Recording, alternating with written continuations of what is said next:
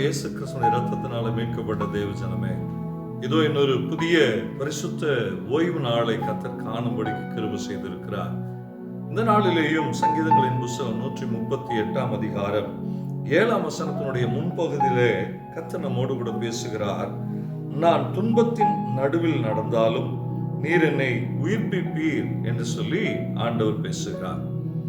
பாருங்க, தாவீது விசுவாசத்திலே சொல்லுகிறார், கர்த்தர் எனக்காக யாவையும் செய்து முடிப்பார் என்று சொல்லி தாவீது விசுவாசத்திலே யாவையும் செய்து முடிக்கிற காரியங்களை குறித்து பேசுகிறார். கர்த்தர் மேல் நம்பிக்கை வைத்து, கர்த்தர் என்னை கைவிட மாட்டார், அவர் என்னை விட்டு விட மாட்டார், அவர் என்னை விட்டு விலக மாட்டார், அவர் எனக்காக இதையாக செய்வார் என்று சொல்லி ஒரு ஆழமான விசுவாசத்தோடு கூட இந்த வார்த்தையை சொல்லுகிறார். கர்த்தர் எனக்காக யாவை செய்து முடிப்பார் என்று சொல்லி அதனுடைய முந்தின பகுதியிலே நாம் வாசிக்கும் போது, நான் துன்பத்தின் நடுவில் நடந்தாலும் நீர் என்னை உயிர்ப்பிப்பீர் என்று சொல்லி எழுதுகிறார். அப்போ கர்த்தர் நமக்காக யாவையும் செய்து முடிக்கிற தேவன் என்றால், நம்ம துன்பத்தின் பாதையில நடந்தாலும் அவர் நம்மை துன்பத்திலே ஆளும்படிக்கு, துன்பத்திலே நாம் அமிழ்ந்து போகும்படிக்கு விட்டுவிடுகிற தேவன் அல்ல, நம்மை துன்பத்தின் நடுவிலே உயிர்ப்பிக்கிற தேவனாயிருக்கிறார். எவ்வளவு ஒரு நல்ல தேவன் பாருங்கள், எவ்வளவு ஒரு நல்ல தேவன். சங்கீதக்காரனாகிய தாவீதுனுடைய வாழ்க்கையிலே கர்த்தர் செய்த நன்மைகளை நினைத்து பார்ப்போமே ஆனால், எவ்வளவு போராட்டங்கள், எவ்வளவு துன்பங்கள், எவ்வளவு நெருக்கங்கள்.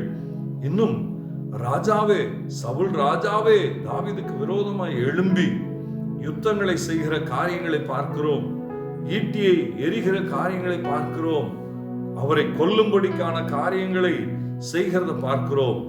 எப்பேற்பட்ட துன்பத்துல நடந்தாலும் அதிலே உயிர்ப்பிக்கிற தேவன் கூட இருக்கிறார் என்பதை தாவீது நன்றாக அறிந்திருந்தார்.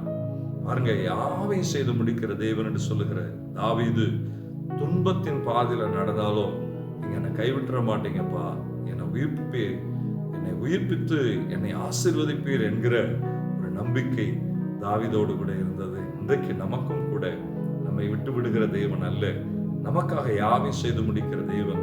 நான் துன்பத்தின் பாதையில நடந்தாலும் அவர் நம்மை உயிர்ப்பிக்கிற தேவனாய் நம்மோடு கூட இருக்கிறார். சொந்து போக வேண்டிய அவசியம் இல்லை, தளர்ந்து போக வேண்டிய அவசியம் இல்லை. நிச்சயமாகவே உயிர்ப்பிக்கிற தேவன் நம்மை உயிர்ப்பித்து நம்மை ஆசீர்வதிப்பார். ஜெபிப்போமா. எங்கள் அன்பின் பரிசுத்த பிதாவே, இதோ துன்பத்தின் பாதையிலே வாழ்ந்து கொண்டு நடந்து கொண்டு இருக்கிற ஒவ்வொருவருக்காகவும் இந்த நாளிலே ஜெபிக்கிறோம்ப்பா. தாவீது சொல்லுகிறது போல, நீர் எங்களை உயிர்ப்பிக்கிற தேவன். துன்பத்தின் பாதையில நாங்கள் நடந்தாலும் நீர் எங்களை உயிர்ப்பிக்கிற தேவன் அப்பா. நீர் யாவையும் செய்து முடிக்கிற தேவன். எங்களுக்கு துன்பம் நேரிடுகிற சூழல்களை மாற்றுகிற தேவன். துன்பம் வருகிறதான சாத்தானுடைய சகல வல்லமைகளை அப்புறப்படுத்துகிற தேவன் நீர். ஆண்டவரே, துன்பம் வருகிறதுக்கு காரணமான எல்லா விதமான சூழல்களையும் மாற்றுகிற தேவன்.